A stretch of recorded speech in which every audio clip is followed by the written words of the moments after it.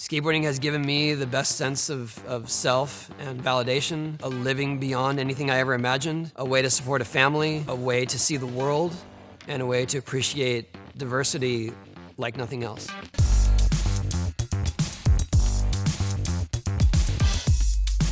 Hi, I'm Tony Hawk, and this is the timeline of my career as a skateboarder.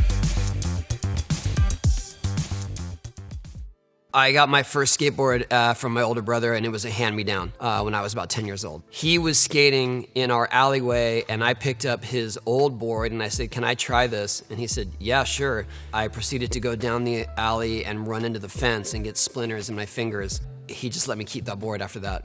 Within the first year of that, I got to go to the skate park. I saw people flying out of swimming pools and flying over bowls. I was like, I want to do that. I want to fly. I basically gave up all the other sports in my life to do that. The first time I ever got hurt, it was pretty bad. I ended up getting to the top of the pool, but hanging up on the coping and falling to the flat. That's what people told me because I was knocked unconscious and I had knocked my front teeth out. I think that in that moment, especially as I was going to the hospital, I realized that I want to keep doing it. I don't know, I can't explain it any better. It's, a lot of times that becomes the sign that people should quit. In that moment, I knew that I wasn't going to quit, even though it was against my maybe better judgment and in terms of my own health and safety.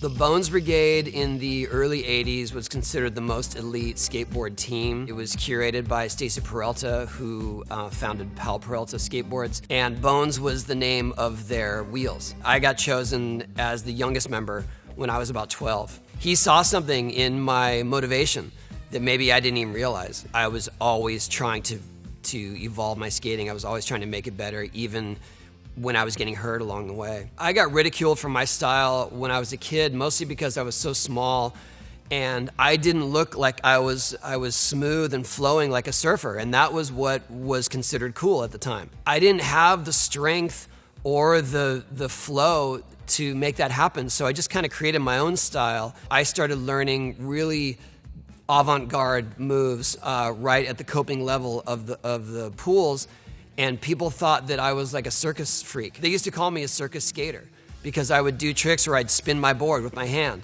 or I would spin different directions with my body. It was hard because it made me this sort of outcast in an already outcast sport. Skateboarding wasn't very big, so that set me apart in the first place from, say, my schoolmates, my peers, and kids my age.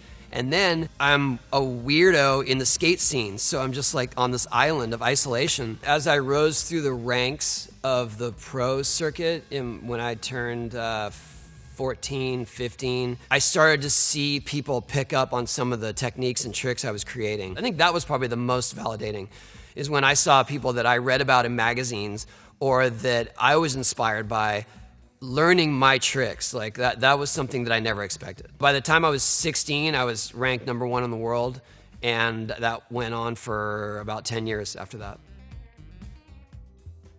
In 1992, skateboarding had taken a big dive in popularity, and my income was dropping rapidly every month because it was based on royalties. I was a consultant on a few commercials and movie sets. I had a very primitive video editing system, and so I edited videos for a few different companies, including, ironically, a video game company. My wife at the time was a manicurist, and so we would use her cash tips for food money.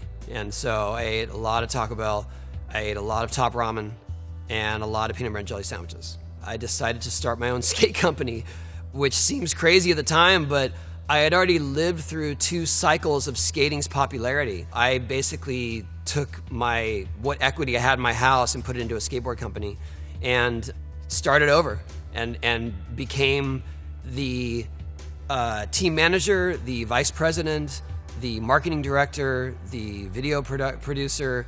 At that point, I was just hoping for Birdhouse to be in the black. It was hard, so we kept decreasing our salaries. I had a partner, Perry Willander, who was also an ex-pro skater, and he and I every few months would have another meeting about how we have to cut expenses and probably take less of a salary. and we were just barely scraping by. So what I hoped for was to be a self-sustaining business, and that I could provide for the skaters who also devoted their time and maybe gave up other lucrative contracts to be part of our team. When the X Games first started, it was called the Extreme Games in 1995, and it was just a random collection of fringe sports. So whatever they decided wasn't mainstream was extreme. It was weird. It was rock climbing, and it was bungee jumping, and it was eco surfing. There was skateboarding and BMX and inline skating, which they had parallels because we all skated the same type of terrain. But all the other ones were just kind of throwing whatever at the wall and see what sticks. Obviously, I was excited to do well at the inaugural X Games, but for me in general, it was just another competition through the year, and there were so many at the time. The next year is when I realized how much more the X Games resonate to the general populace. And I started getting stopped in public around that time, getting recognized. And I used to only ever get recognized by skaters. My dad was an advocate for skating early on, so he helped to organize a sanctioning body for skate competitions in the 80s. He got cancer in the early 90s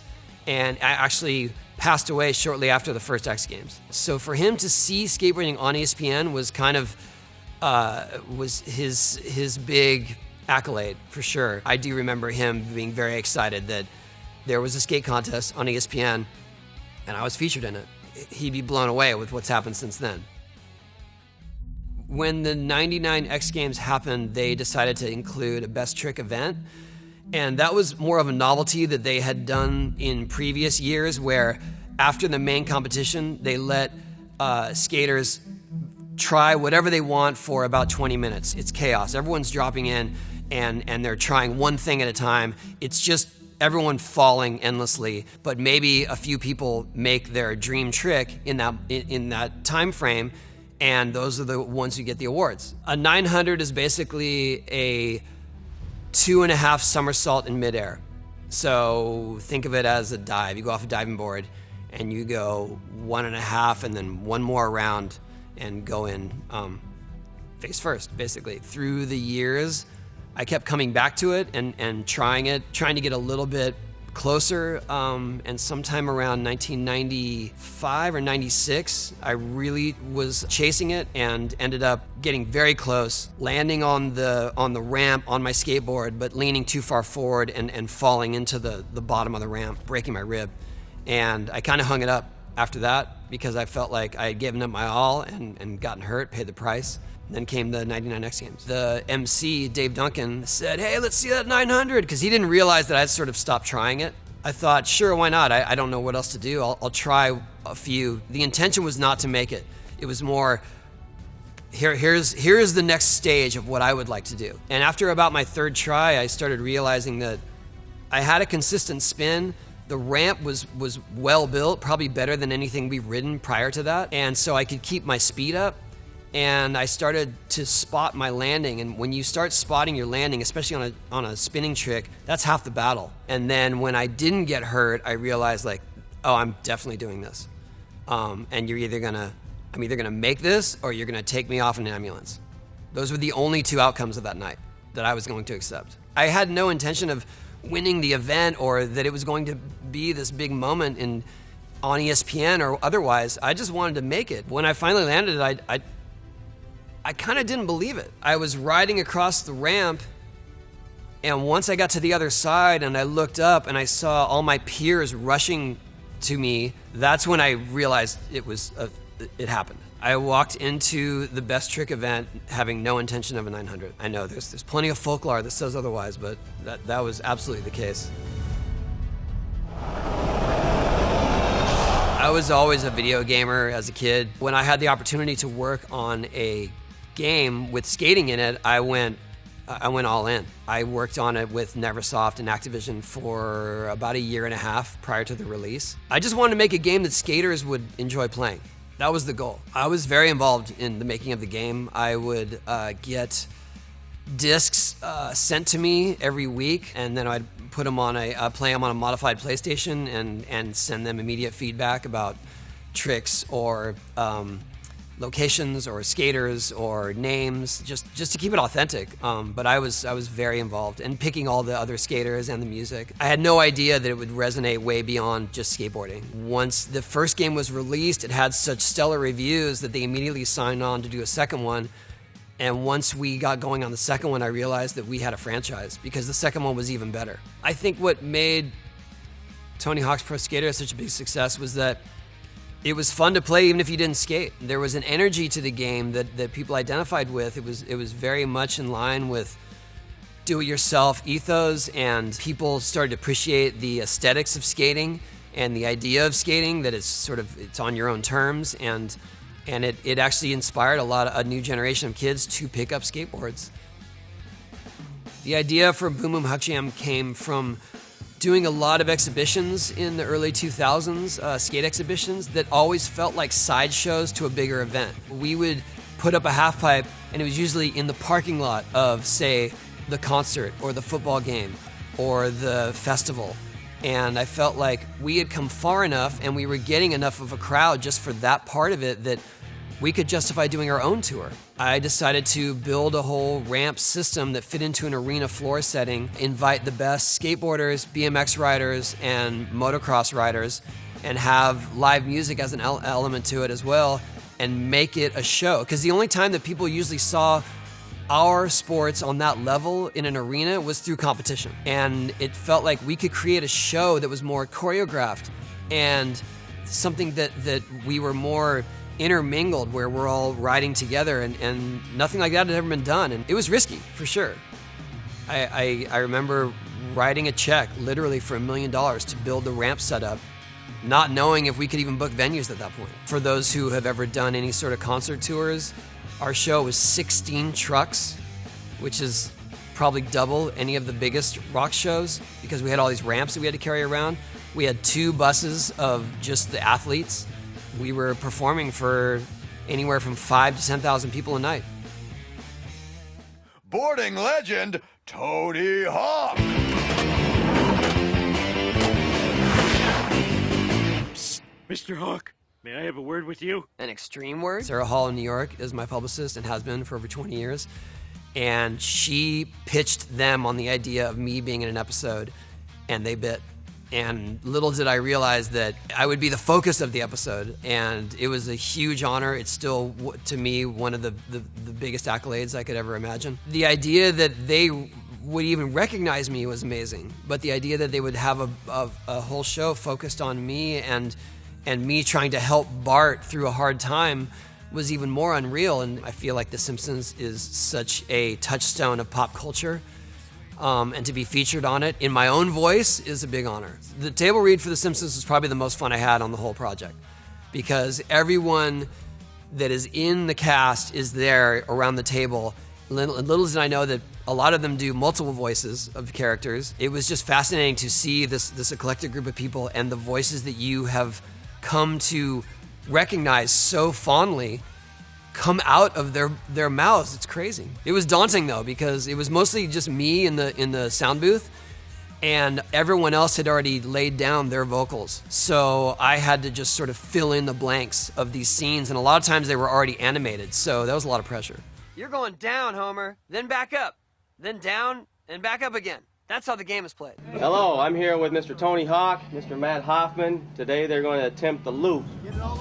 We had just returned from a Huck Jam tour that was 5 weeks, 30 shows. Bob Burnquist, who has a big ramp set up at his house, and he called me up and said, hey, they have an orangutan that skates that they're going to bring over to my ramp for Wild Boys. Do you want to come see it and bring your kids? And I was like, yeah, that sounds awesome. In true Jackass Wild Boys fashion, they had costumes for me and Bob to wear so that we would sort of match the orangutan. And so he and I ended up doing this doubles routine dressed as monkeys. Bob has this loop that's really weathered, and I remember him saying, we should do the loop, monkey loop. And I was like, yeah, let's do it. He and I both tried it a couple times, and I should have realized then that there was a problem, because neither one of us made it on our first go.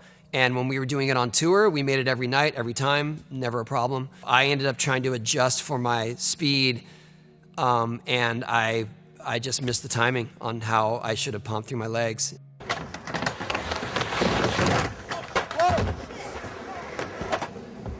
Next thing I know, I was being carted into an ambulance. I ended up falling on my way up, which is the worst place to fall because you go and you fall and then you fall upwards and then you drop that entire 12 to 14 feet. Mostly it was embarrassing because it was something that I've done many times.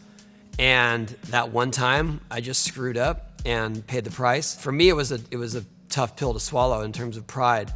But I ended up breaking my pelvis, fracturing my thumb, fractured my skull, got knocked unconscious, obviously. It was really hard to get my range of motion back, but also to get my sense of confidence back.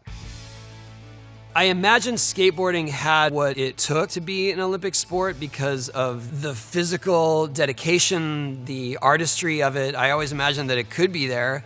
I didn't imagine that it would be because it just was never on their radar. It was always more of an alternative type of sport associated with outcasts and outliers. And so I felt very lucky to be in Tokyo during the games because most of the athletes couldn't even have their families there. I got the golden ticket in that I was able to be there, watch it in person, and being a skater, I just jumped on the course without permission. I ended up following some of the street skaters around with my phone, getting clips, sort of follow cam clips, and that's what got me kicked off the course. The voice from above, whoever was the MC live in the venue, said, "I'm sorry, Tony Hawk, please get off the street course. This isn't coming from me, this is coming from someone in my ear." But I knew I was on borrowed time. I mean, I knew I wasn't supposed to be there. I knew that they were literally practicing for their Olympic debut. I asked the riders, like, "Do you mind if I shoot you?" And they're like, "Yeah, man, let's go.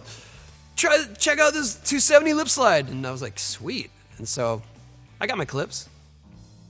I keep skating because it's always brought me the most joy, and it continues to evolve. I love seeing how far it's come in terms of acceptance, in terms of availability, in terms of accessibility, in terms of inclusivity. I still can do it, so why would I ever quit? I can still be creative while getting older and not be at such risk of jumping 12, 15 feet in the air and hoping for the best. So it's still the most fun I have, and I mean, when you guys wrap up here, I'm on my ramp right now. I'll be skating.